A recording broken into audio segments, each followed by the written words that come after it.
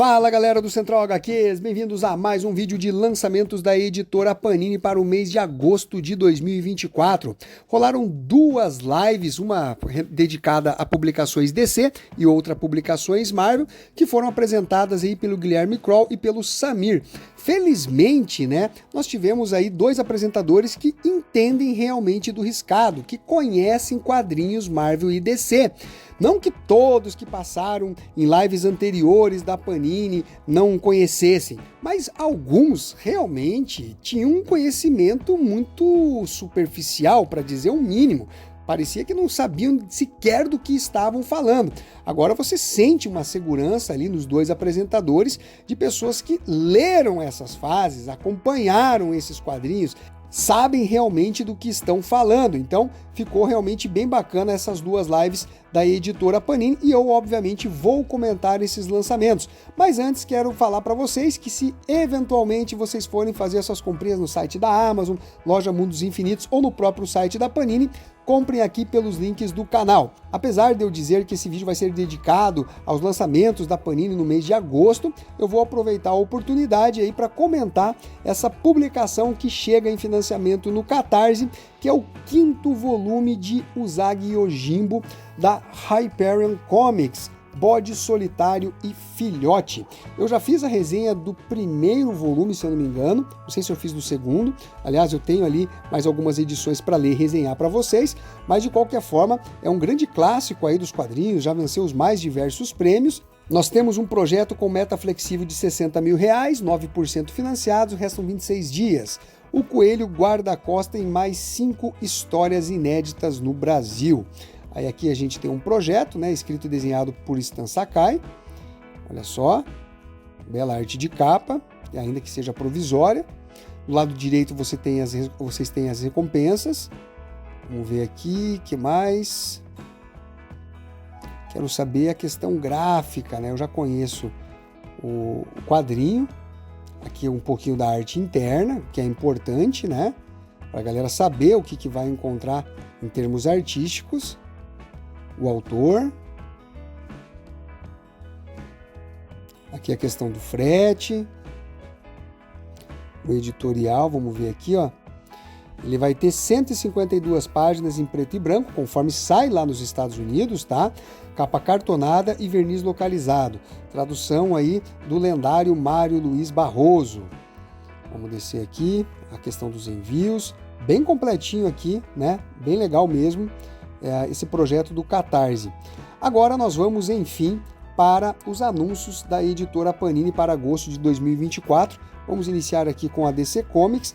Obviamente não estão todos os materiais que vão ser lançados, tá, em agosto. Eu até já entrei no site da Panini, mas ainda não estavam cadastrados os lançamentos de agosto. Então por isso que eu vou utilizar esses prints aí que a galera acabou me enviando. Então serão apenas os destaques que foram apontados na live que rolou no site da editora.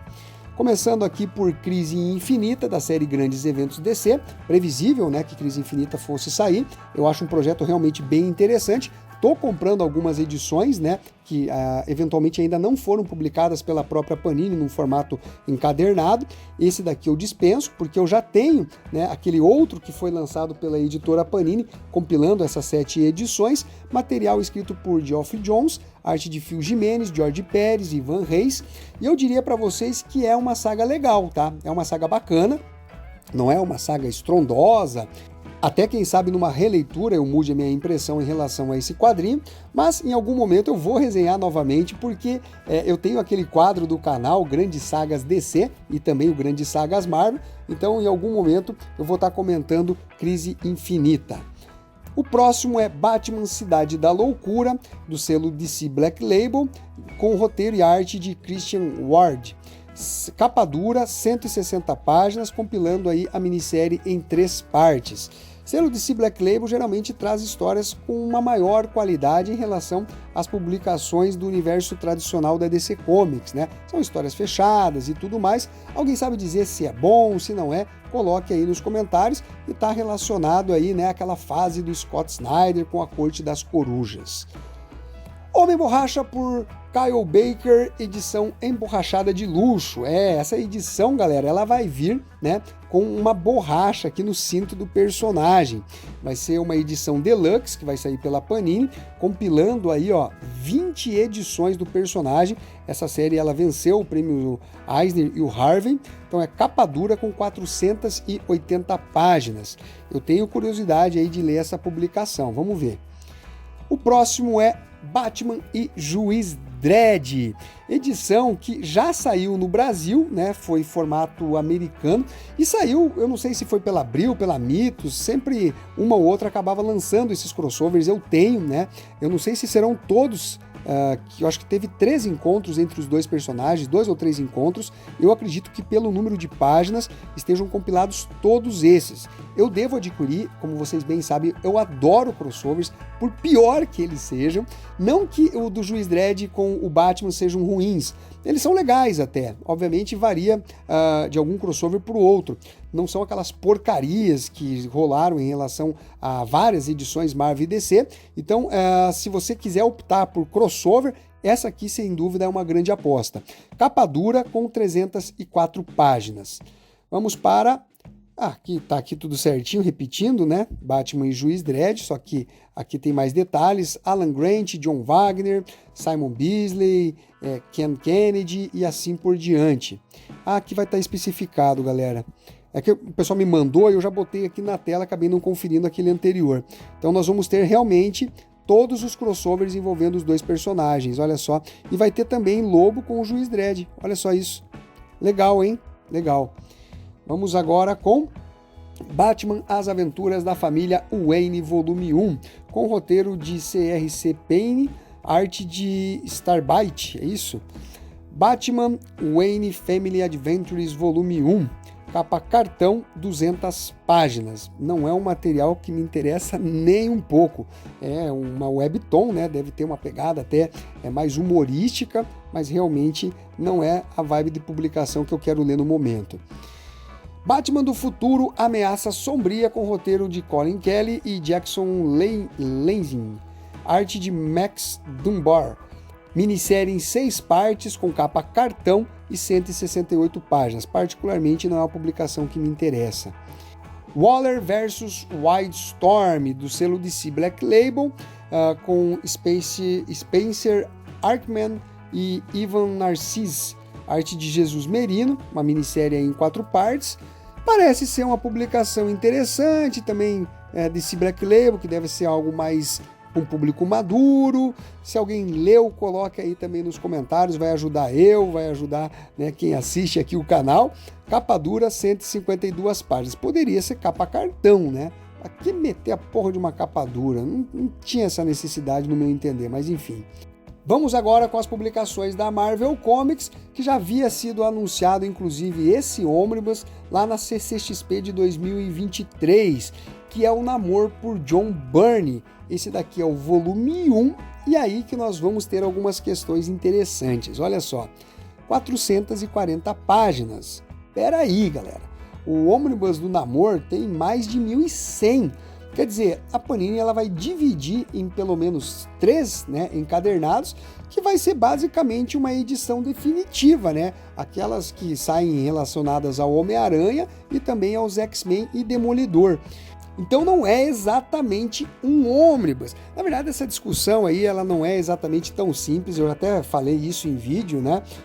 O ônibus é o todo, mas tem várias publicações, como por exemplo Starman, que vai lançar toda uma fase, né, do James Robinson e não é chamada de ônibus. Assim, ônibus, como a gente tem na nossa mente, com aquelas edições mais parrudas, volumosas, ela acaba perdendo até um pouco do sentido em relação até essa publicação aí do Namor do John Byrne.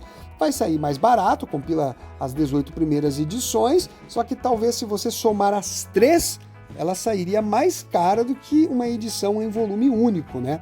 publicação em capa dura, com roteiro e arte de John Byrne.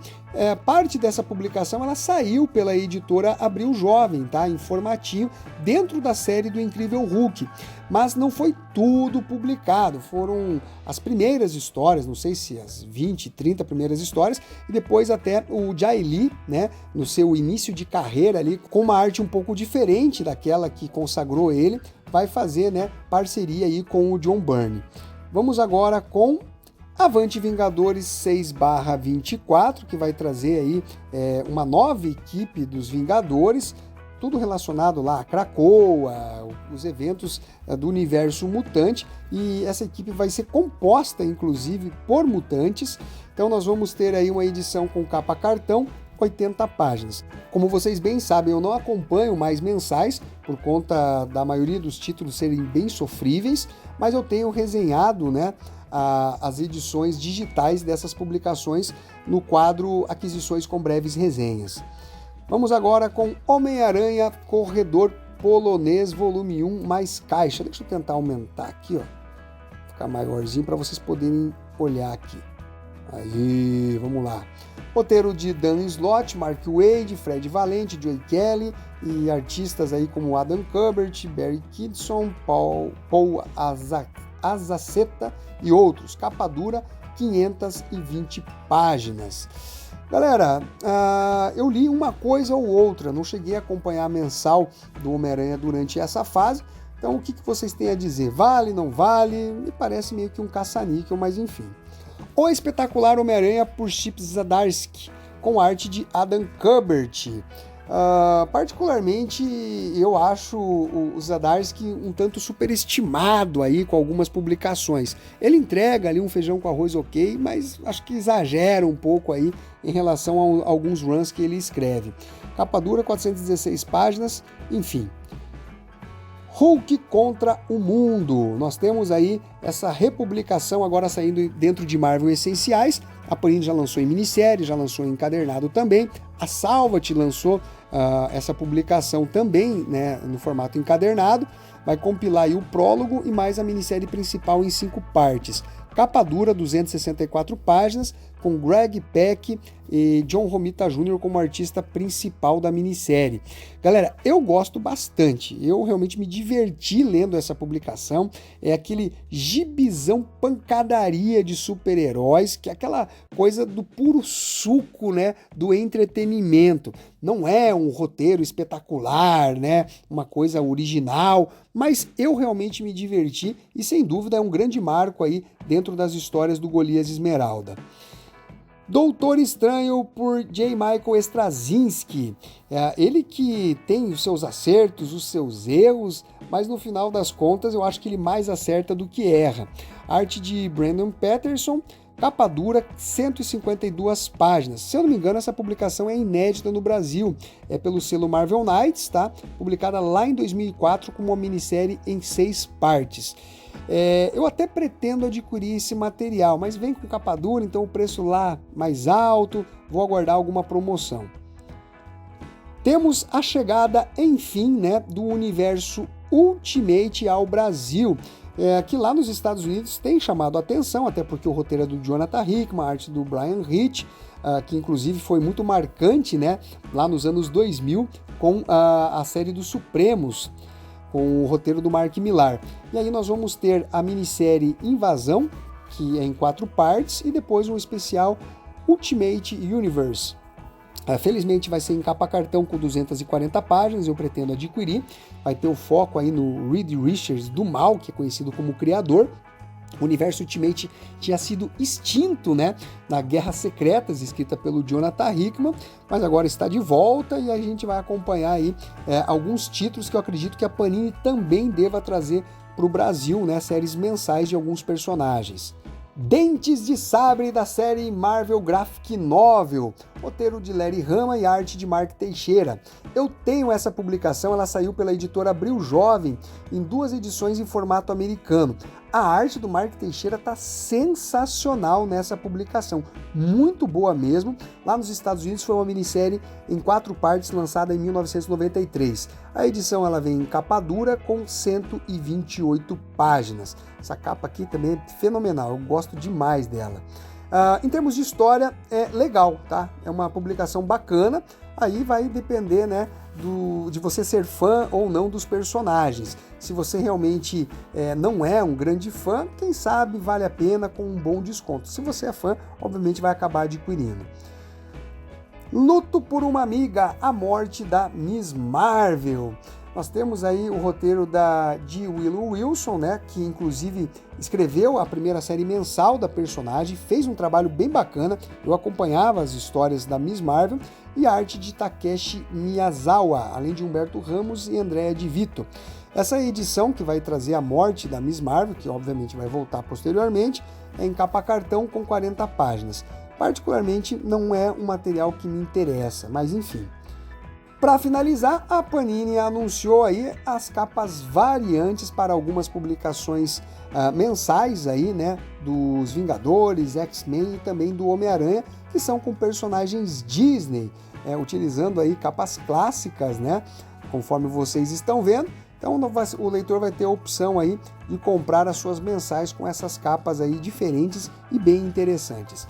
Então basicamente é isso daí, galera, eu espero que vocês tenham curtido esse vídeo, não esqueça de dar o seu like. Uma coisinha que eu vou falar até um pouco mais amanhã, eu tô saindo de férias, né, então na verdade quando esse vídeo tá saindo para vocês, eu já tô viajando, já tô curtindo aí e só retorno pelo dia 13 de junho, tá? Então, basicamente, nós não teremos vídeos novos aqui no canal até essa data, beleza? Então, um ótimo final de semana para todos, um abraço e fui!